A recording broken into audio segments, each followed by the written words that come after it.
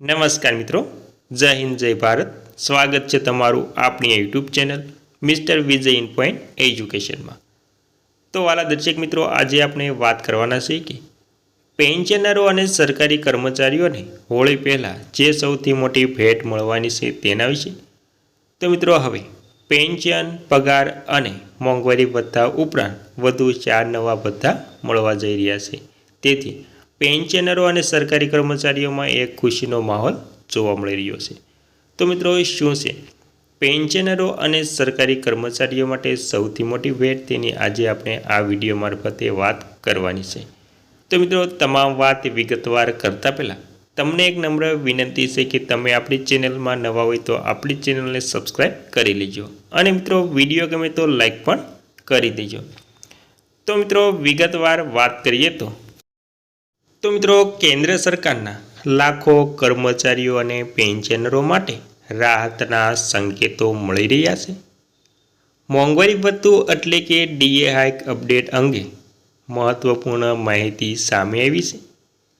જાન્યુઆરી અને જૂન 2026 સમયગાળા માટે ડીએમાં વધારો લાંબા સમયથી બાકી હતો અને હવે આશા છે કે માર્ચમાં પહેલા સપ્તાહમાં સંભાવના છે કે હોળી પહેલાં જ સરકાર સત્તાવાર જાહેરાત કરી શકે છે.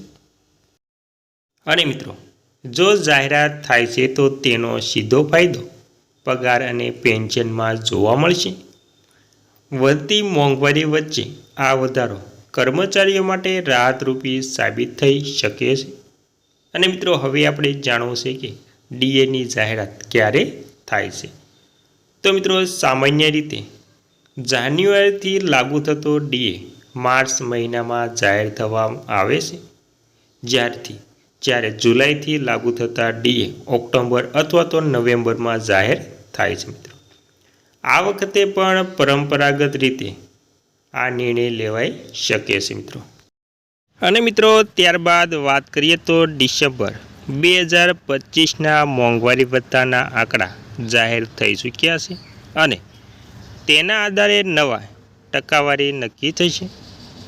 કર્મચારીઓની અપેક્ષા છે કે સરકાર સમયસર નિર્ણય લઈને એરિયસ સહિત લાભ આપશે. મિત્રો, અને મિત્રો, ત્યારબાદ જાણીએ તો 7મા પગાર પંચ પછીનો પ્રથમ વધારો.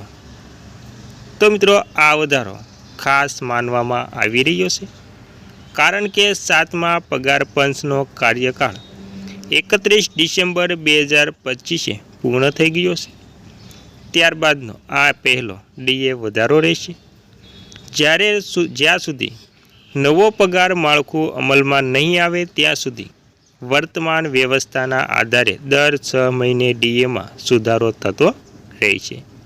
સરકારે સ્પષ્ટ કર્યું છે કે ડીએ રોકવાનો કોઈ પ્રસ્તાવ નથી. મિત્રો, અને મિત્રો, ત્યારબાદ જાણીએ તો 8મા પગાર પંચ પર નજર.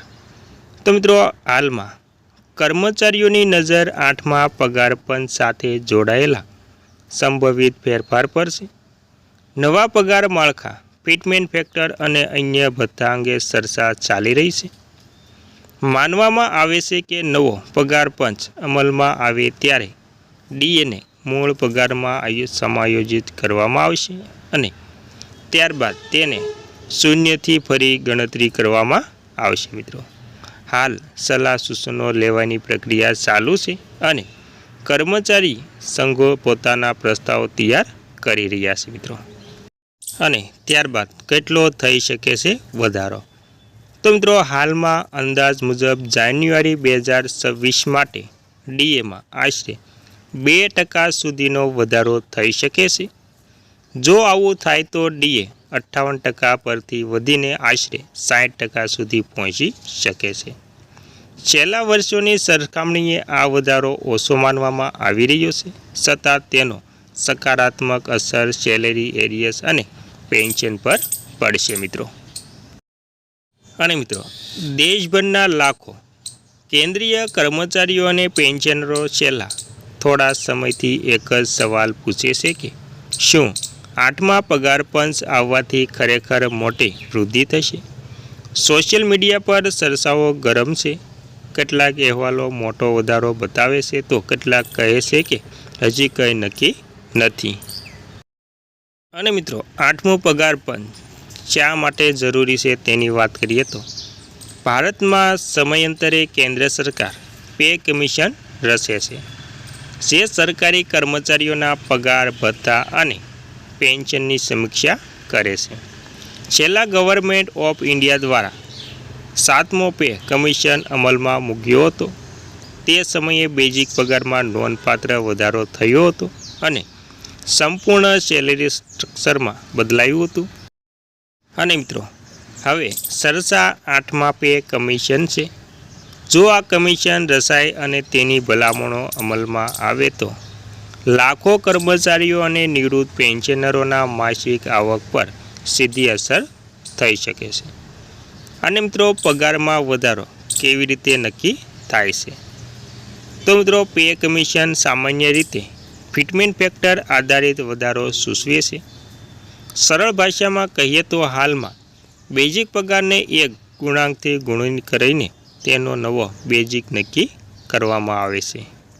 અને મિત્રો 7મો પે કમિશન આ ફેક્ટર એટલે કે 2.57 હતો, એટલે હજી જૂનો બેઝિક પગાર નવા સ્કેલ ફેલાયો હતો। હવે જો 8મા પે કમિશનમાં આ ફેરફાર વધારે રાખવામાં આવે તો મિનિમમ 3 તો વધારો થઈ શકે છે, એટલે કે ફિટમેન્ટ ફેક્ટરમાં 3નો વધારો નોંધપાત્ર થઈ શકે છે। અને મિત્રો ઉદાહરણ તરીકે જોઈએ તો જો હાલનો બેઝિક 30,000 રૂપિયા હોય તો અને તેને 3 ફિટમેન્ટ ફેક્ટર લાગુ પડે તો ગણતરી પ્રમાણે બેઝિક પગાર 90,000 સુધી પહોંચી શકે એવી ચર્ચા છે। પણ અહીં એક મહત્ત્વની વાત છે, આ બધું અત્યારે માત્ર અંદાજ છે। સત્તાવાર જાહેરાત વિના અંતિમ આંકડો નક્કી કરી શકાય નહીં મિત્રો। અને મિત્રો પેન્શનરોને કેટલો થશે ફાયદો? પેન્શન સામાન્ય રીતે છેલ્લે મળતા બેઝિક પગાર પર આધારિત હોય છે, એટલે જો બેઝિક વધશે તો પેન્શન પણ વધશે। માત્ર એટલું જ નહીં, મોંઘવારી ભથ્થું એટલે કે ડીએ પણ નવો બેઝિક પર ગણવામાં આવશે, એટલે કે કુલ માસિક રકમમાં પણ વધારો થશે મિત્રો। એટલે કે 8મા પે કમિશન ફક્ત નોકરિયાતમાં રહેલા કર્મચારીઓ માટે જ નહીં પરંતુ નિવૃત્ત પેન્શનરો માટે પણ મહત્ત્વપૂર્ણ બની શકે છે મિત્રો।